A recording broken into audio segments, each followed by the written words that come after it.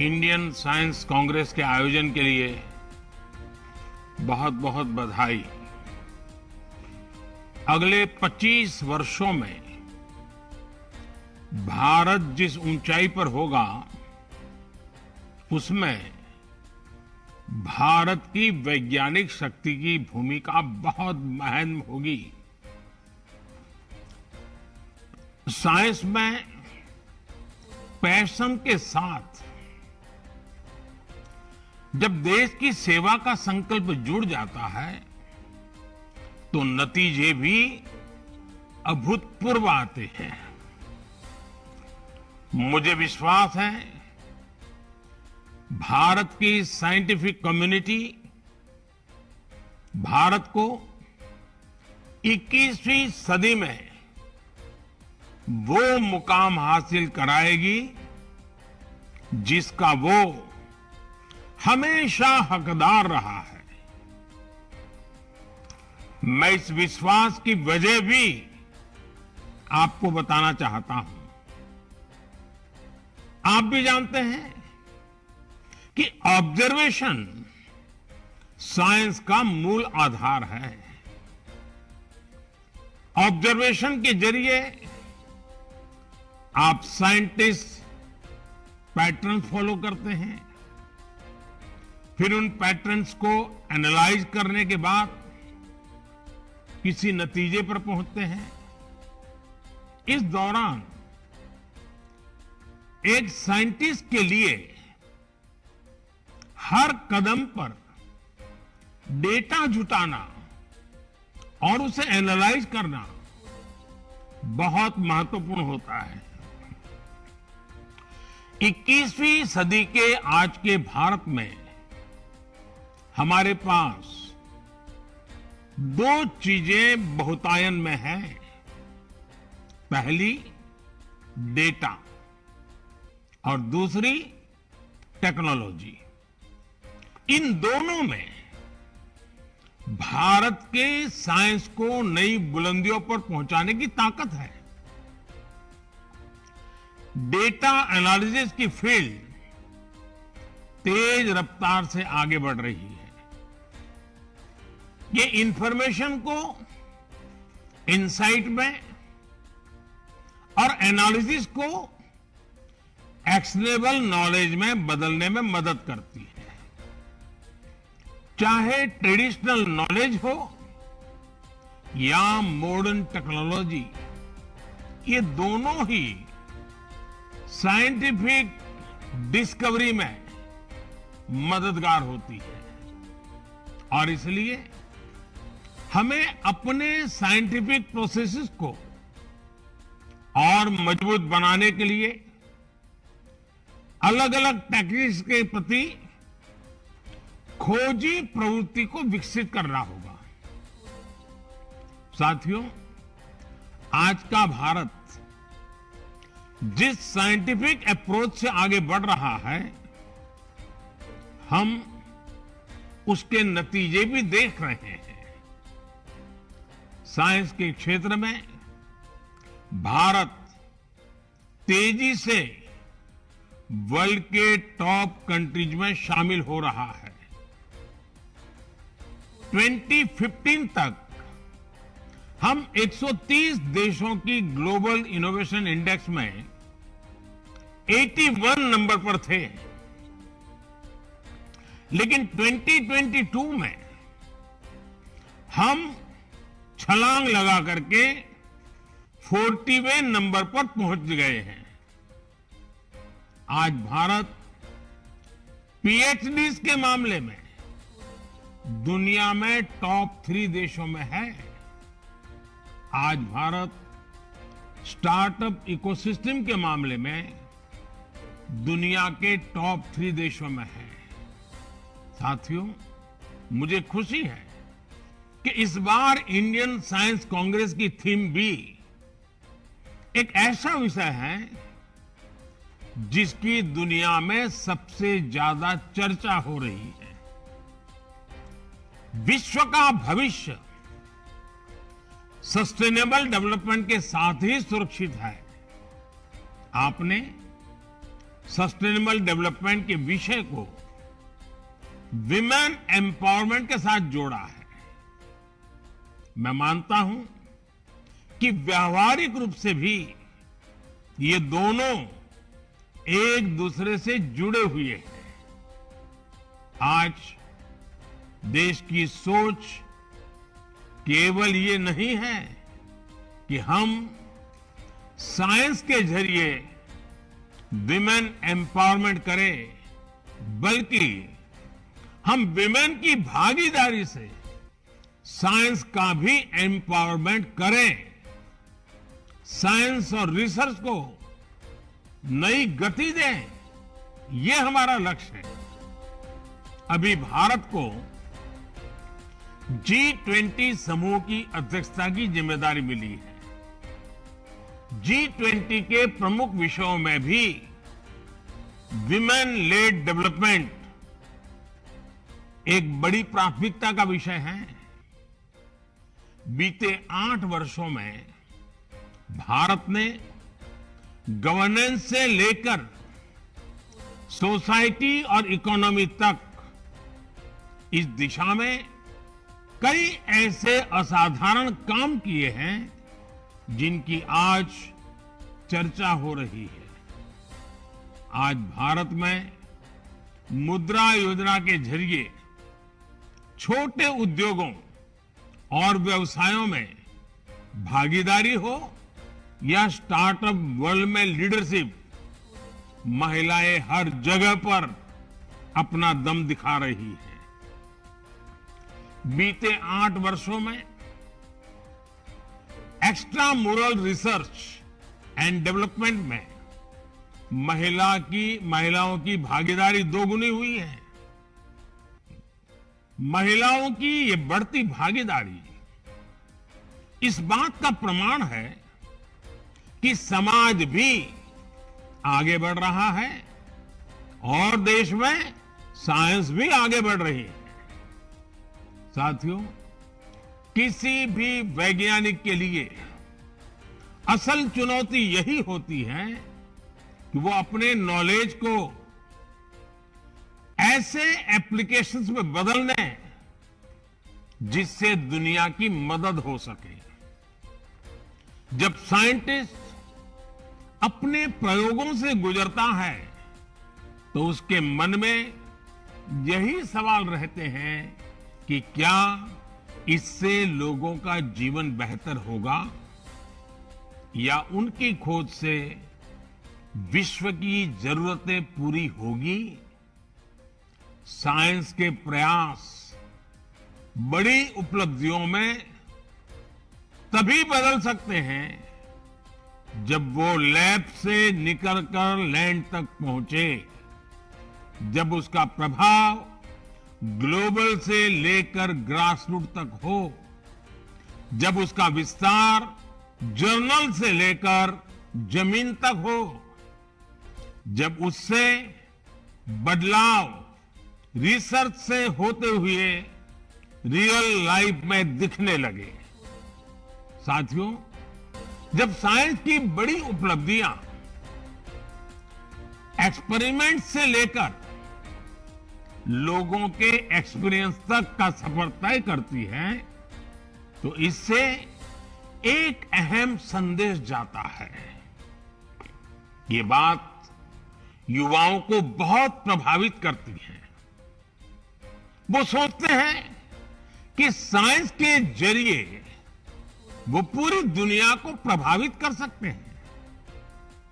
ऐसे युवाओं को आगे बढ़ाने के लिए इंस्टीट्यूशनल फ्रेमवर्क की आवश्यकता होती है ताकि उनकी आकांक्षाओं का विस्तार किया जा सके, उन्हें नए अवसर दिए जा सके। मैं चाहूंगा कि यहां मौजूद वैज्ञानिक ऐसा इंस्टीट्यूशनल फ्रेमवर्क विकसित करें जो युवा प्रतिभाओं को आकर्षित करें और उन्हें आगे बढ़ने का मौका दे। उदाहरण के लिए टैलेंट हंट और हैकेथॉन के आयोजनों के जरिए साइंटिफिक सोच रखने वाले बच्चों की तलाश की जा सकती है। इसके बाद उन बच्चों की समझ को एक प्रॉपर रोड मैप के जरिए विकसित किया जा सकता है। इसमें सीनियर साइंटिस्ट उनकी मदद कर सकते हैं। आज हम देखते हैं कि स्पोर्ट्स में भारत नई ऊंचाई को छू रहा है। इसके पीछे दो महत्वपूर्ण वजह हैं। पहला, स्पोर्ट्स की प्रतिभाओं को विकसित करने के लिए देश में इंस्टीट्यूशनल फ्रेमवर्क को मजबूत बनाया गया। दूसरा, स्पोर्ट्स में गुरु शिष्य परंपरा का अस्तित्व और प्रभाव, जहां नई प्रतिभाओं को पहचान कर उन्हें आगे बढ़ाया जाता है, वहां शिष्य की सफलता में गुरु अपनी कामयाबी देखते हैं। ये परंपरा साइंस के क्षेत्र में भी सफलता का मंत्र बन सकता है। साथियों, आज आपके सामने कुछ ऐसे विषय भी रखना चाहता हूं जो भारत की साइंस की दिशा तय करने में मददगार होंगे। भारत की आवश्यकता की पूर्ति के लिए भारत में साइंस का विकास, ये हमारे वैज्ञानिक समुदाय की मूल प्रेरणा होनी चाहिए। भारत में साइंस भारत को आत्मनिर्भर बनाने वाली होनी चाहिए। हमें यह भी ध्यान रखना है कि आज दुनिया की 17-18% मानव आबादी भारत में रहती है। ऐसे साइंटिफिक वर्क्स जिनसे भारत की जरूरतें पूरी होगी, उनसे विश्व की 17-18% मानवता को गति मिलेगी और इसका प्रभाव संपूर्ण मानवता पर पड़ेगा। इसलिए हम ऐसे विषयों पर काम करें जो आज पूरी मानवता के लिए जरूरी है। उदाहरण के लिए अगर हम एक विषय ले लें, एनर्जी। बढ़ते हुए भारत की एनर्जी नीड्स लगातार बढ़ने ही वाली है। ऐसे में भारत की साइंटिफिक कम्युनिटी अगर एनर्जी रिक्वायरमेंट से जुड़े इनोवेशंस करती है तो उससे देश का बहुत लाभ बड़ा होगा। खासकर हाइड्रोजन एनर्जी की अपार संभावनाओं के लिए देश नेशनल हाइड्रोजन मिशन पर काम कर रहा है। इसे सक्सेसफुल बनाने के लिए जरूरी है कि इलेक्ट्रोलाइजर जैसे विभिन्न एसेंशियल कंपोनेंट्स देश में ही बने। इस दिशा में अगर किन्हीं नए ऑप्शन की गुंजाइश है तो उस दिशा में भी रिसर्च हो। हमारे वैज्ञानिकों को और इंडस्ट्री को इसके लिए साथ मिलकर काम करना होगा। साथियों, आज हम एक ऐसे दौर में जी रहे हैं जब मानवता पर नई नई बीमारियों का संकट मंडरा रहा है। हमें नए वैक्सीन तैयार करने के लिए रिसर्च एंड डेवलपमेंट को बढ़ावा देना होगा। जैसे आज हम बाढ़ या भूकंप जैसी त्रासदियों से निपटने के लिए पहले से तैयार रहते हैं, उसी तरह हमें इंटीग्रेटेड डिसीज सर्वेलेंस के जरिए समय रहते बीमारियों की पहचान करनी होगी और उससे निपटने के उपाय करने होंगे। इस लक्ष्य को हासिल करने के लिए अलग अलग मंत्रालयों को मिलकर काम करना होगा। लाइफ यानी लाइफस्टाइल फॉर एनवायरमेंट, इसके बारे में भी आप सभी मेरे साथी भली भांति जानते हैं। हमारी साइंस कम्युनिटी इस दिशा में बड़ी मदद कर सकती है। साथियों, भारत के आह्वान पर संयुक्त राष्ट्र ने इस वर्ष यानी 2023 को इंटरनेशनल ईयर ऑफ मिलेट्स घोषित किया है। ये हर भारतवासी के लिए बहुत गौरव की बात है।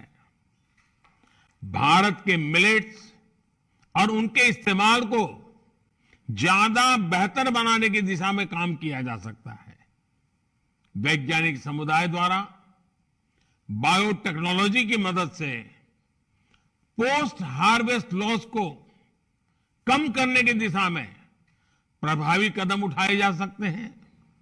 साथियों, आज वेस्ट मैनेजमेंट के सेक्टर में भी वैज्ञानिक अनुसंधान की अपार संभावनाएं हैं। Municipal solid waste, electronic waste, biomedical waste, agricultural waste ऐसे क्षेत्र हैं जिसका लगातार क्षेत्र का विस्तार हो रहा है।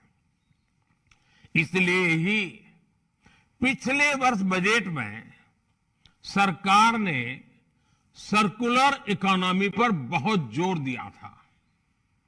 जब हमें मिशन सर्कुलर इकोनॉमी को और मजबूत करना है, इसके लिए हमें ऐसे इनोवेशंस पर काम करना होगा जिससे मेटल और प्लास्टिक स्क्रैप का बेहतर इस्तेमाल हो सके।